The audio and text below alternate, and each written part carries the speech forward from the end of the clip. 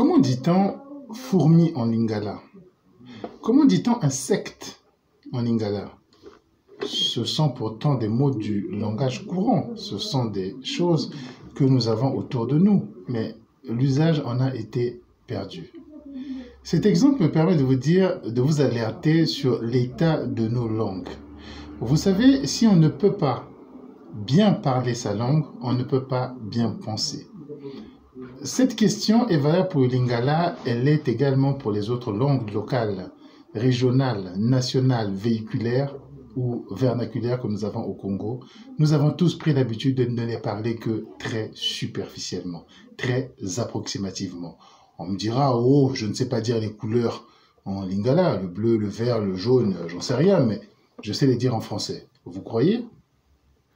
La plupart des gens en français ne connaissent que les noms des couleurs, des 7 ou 8 couleurs classiques, vous savez, le blanc, le vert, le jaune, le rouge, l'orange, et ils s'arrêtent là. Il y a d'autres couleurs en français qui sont des nuances des unes et des autres. L'indigo, le cyan, l'écarlate, ainsi de suite, que nous, Africains, en général, de notre langage, nous n'utilisons pas. Ça ne marche pas que pour les couleurs, ça marche dans tous les domaines. Finalement, la plupart des Africains, nous parlons des langues de manière très superficielle. Toutes les langues, il n'y en a aucune que nous parlons de manière bien approfondie, de manière à en comprendre toutes les subtilités et pouvoir raisonner toutes les subtilités de la nature. C'est très important. Lorsque vous ne pouvez pas désigner des fourmis, vous ne pouvez pas désigner des insectes, comme on dit insectes, on ne sait pas. Lorsque vous ne pouvez pas le faire, ce n'est pas possible que vous puissiez penser la nature, que vous puissiez aller au fond du raisonnement général qu'il y a autour et que vous soyez des créateurs, que vous soyez des esprits vifs. Regardez les enfants africains. Il existe beaucoup d'études qui démontrent qu'un enfant africain, à l'âge de 5 ans, utilise entre 100 et 150 mots lorsqu'un enfant d'un autre pays, d'une langue enrichie, d'une langue structurée, dont la structure de la langue est étudiée, cet enfant va vous utiliser jusqu'à 500, 600, 700 mots. Un Africain adulte qui parle nos langues, qu'elles soient locales ou qu'elles soient... j'ai vu la dernière fois, c'était en Sango que j'ai vu cette étude. Un Centrafricain qui parle Sango utilise environ 700 mots. C'est ce qu'utilise un enfant de 7-8 ans qui parle français dans un contexte vraiment francophone. Mais pas un enfant qui parle français en Afrique. Un enfant qui parle français en Afrique va utiliser moins de mots en langue française, tout comme on utilise qu'un autre enfant en France.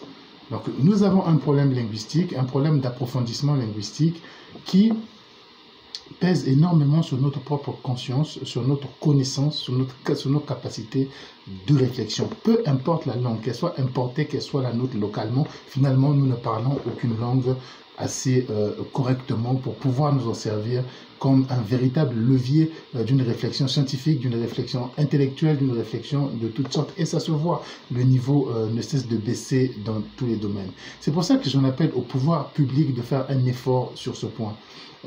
Parce qu'on ne s'en sortira pas en étant des êtres superficiels. On n'arrive plus à lire des livres entiers, on se contente des petits résumés, on voudrait que le monde entier puisse fonctionner de la sorte, mais ce n'est pas possible. Ce n'est pas possible, il faut qu'une langue puisse accueillir la philosophie. Fut-elle locale, importée, je ne suis pas dans ce débat-là, mais une langue doit pouvoir accueillir la philosophie, doit pouvoir accueillir la science, ce qui n'est pas se complète au fur et à mesure. On ne peut pas dire chez nous cercle, on ne peut pas dire carré, on ne peut pas dire triangle. On ne peut pas dire toutes ces figures géométriques qui sont nécessaires pourtant pour aborder la vie. Faisons un effort, évoluons sur ces questions-là et donnons du sens à nos langues, donnons du sens aux langues étrangères que nous parlons pour pouvoir avoir une réflexion profonde et suffisamment riche pour aborder ce monde qui devient de plus en plus complexe. En lingala, pour dire insecte, on dit aloulou. Le pluriel biloulou.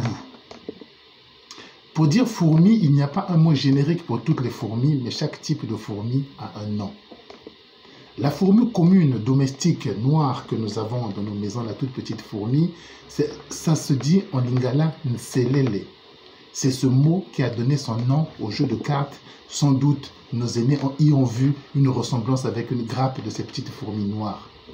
La fourmi rouge se dit en lingala comme en kikongo mantekita. Quant à la fourmi noire, qui vous pique, la grosse fourmi noire qui vous pique, elle se dit en lingala fumba. Ce ne sont pas que des mots que nous devons compléter en lingala, mais aussi l'étude de leur structure pour pouvoir les enseigner et qu'elles puissent accueillir enfin la science et la philosophie.